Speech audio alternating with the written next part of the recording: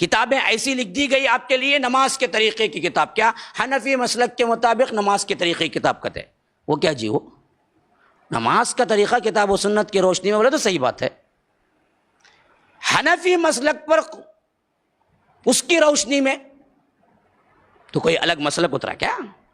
کتاب و سنت کے علاوہ بھی کوئی اور اترا کیا؟ ہمارے مسلک میں کیا عورتوں کو مسجد میں آنے کی اجازت نہیں؟ تم کون جی ہوتے؟ بخاری کی حدیث ہے لا تمنعوا اماء اللہ مساجد اللہ، اللہ کی بندیوں کو اللہ کی مسجد سے آنے سے نہ روکو، اللہ کے رسول کا قول ہے، اللہ کی بندیوں کو اللہ کی مسجد سے آنے سے نہ روکو، اور یہاں امام بولتا ہے کہ حنفی مسلک میں جائز نہیں ہے، ہاں حنفی مسلک میں یہ تو جائز نہیں، لیکن حنفی عورتیں پکچر کو جاؤ جا سکتی ہیں، مال کو جاؤ جا سکتی ہیں، کیا فیشن کو جاؤ جا سکتی ہیں، الگ الگ کلب کو جاؤ جا سکتی ہیں، ان کو منع کیا کہتے ہو مسجد کو ایک جاؤ نہ کو، بگڑ کو جائیں گے اچھی بنیں گے، ہاں کم از کم مرد تو کہیں نہ کہیں کچھ سن لیتا، عورت کو سننے کا ایک ہی موقع ملتا اگر وہ مسجد آتی جمعہ وغیرہ کا سن، وہ بھی نہ سنا، اسے پکا جاہل ان پڑھ بنا کے رکھو، خالی کھانا پکانا کھلانا پلانا، خالی کھانا پکانا کھلانا پلانا، اس میں بنا کے رکھو۔ ہاں حنفیت کو ماننے والی کیا ہے، کالج کو جا سکتی ہے، ہاں گمراہی میں پڑھ سکتی ہے، چھوکروں کے ساتھ پھر سکتی ہے، ان سب پہ ان کو کوئی ریمارک نہیں۔ ہم مسجدیں کھول کے عورتوں کے لیے الگ اہتمام کر کے رکھیں کہ دیکھو بھائی آؤ، یہ کیا جی تمہیں عورتوں والی مسجد کی جاتے سکی، مسجد کو ایسے پوچھتا کہتے کیا پوچھتا، عورتوں والی مسجد جاتے سنا تمہیں، یہ کیا تمہیں عورتوں کی سر کا اوپر ہاتھ بن لیے۔ میں بچپن میں سنا ایک آدمی کہہ رہا تھا مجھے، بھائی یہ لگا سب حشر کے میدان میں اللہ عورتوں کے ساتھ ملا کھڑا دیں گا بھائی نا کو، کہاں عورتیں الگ کھڑے رہیں گے، کہاں مرد الگ کھڑیں گے، پوچھنا اس سے چھو، وہ کون سی جگہ رہیں گی با جہاں الگ عورتیں کھڑے رہیں گے، سو کہاں مرد الگ کھڑے رہیں گے، ذرا بول۔ عجیب بات، سوال ہی کہاں پیدا ہوتا کہ اللہ کے رسول نے رجال کے لیے، مردوں کے لیے نیچے، عورتوں کے لیے اوپر بولنے کا سوال ہی کہاں ہے، کہاں ہے حدیث میں ایسا لفظ؟ تم نے جو تفریق کیا وہ کہاں سے کیا؟ اللہ کے رسول مرد تھے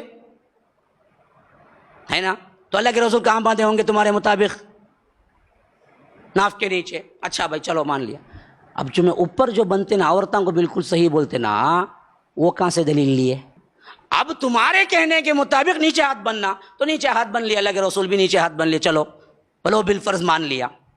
اب تم ہی کہتے ہو مرد نیچے ہاتھ بنیں گے، عورتیں اوپر ہاتھ بنیں گی، میں پوچھتا ہوں عورتیں اوپر ہاتھ بنیں گی نا، کون بولا ہو؟ وہ کہاں سے لائے تم؟ اس کا مطلب یہ ہوا کہ اللہ کے رسول اوپر ہاتھ بھی باندھے، تبھی تمہیں بول سکتے ہیں عورتیں بھی اوپر ہاتھ بن سکتے ہیں، کیونکہ عورت کے لیے، مرد کے لیے، سب کے لیے اتباع کون جی؟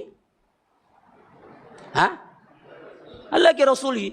تم ہی تفریق کرتے ہو، مرد نیچے عورت اوپر بولے تھے، کون بولا ہے؟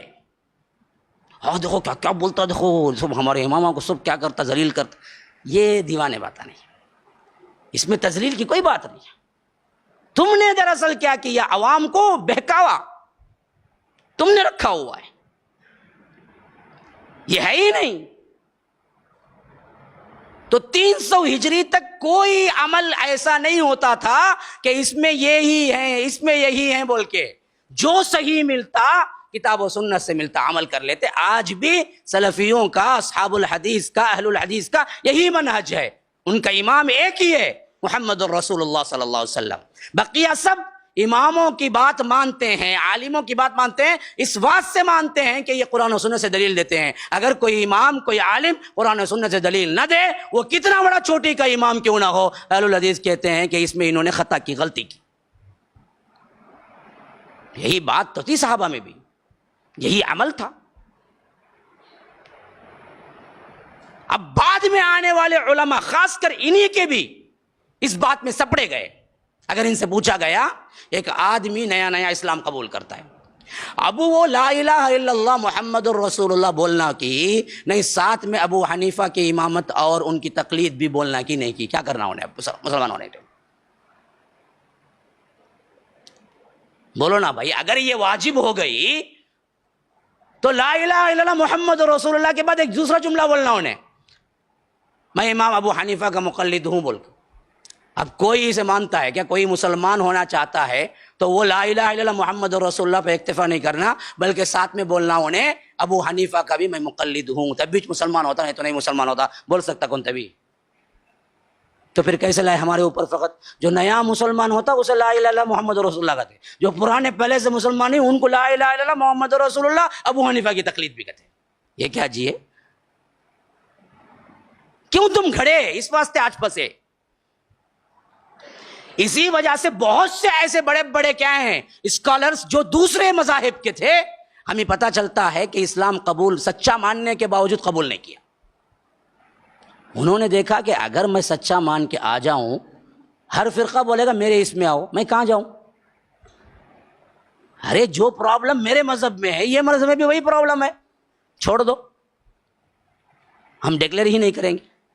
بات کہاں تک صحیح ہے معلوم نہیں، لیکن امبیڈکر کے بارے میں یہ بات میں نے خود پڑھی ہے کہ وہ دل سے مانتا تھا کہ مذہب اسلام صحیح ہے، اور لوگوں کو بھی بولتا تھا اپنے اپنے شیڈول کاسٹ جو بھی تھے، اگر کوئی مذہب تم چاہتے ہو تو اسلام کو پیروی کرو، اور کھل کے ڈکلیئر کرنا بھی چاہتا، لیکن ڈرتا یہ تھا کہ ڈکلیئر کرنے کے بعد حنفی بنے یا شافی بنے یا حنبلی بنے یا مالکی بنے، اس بات سے ڈکلیئر ہی نہیں کیا۔ یہ فرق دراصل اسلام کو روکنے کا سبب بن گئے، اتنی بڑی بڑی کیا ہے مصیبتیں آئی، پھر بھی ہمارے علماء ٹس سے مس نہیں ہوئے، آج بھی وہی چیز کیا کرتے ہیں ہمارے اوپر ڈالتے ہیں۔ السلام علیکم ورحمۃ اللہ وبرکاتہ۔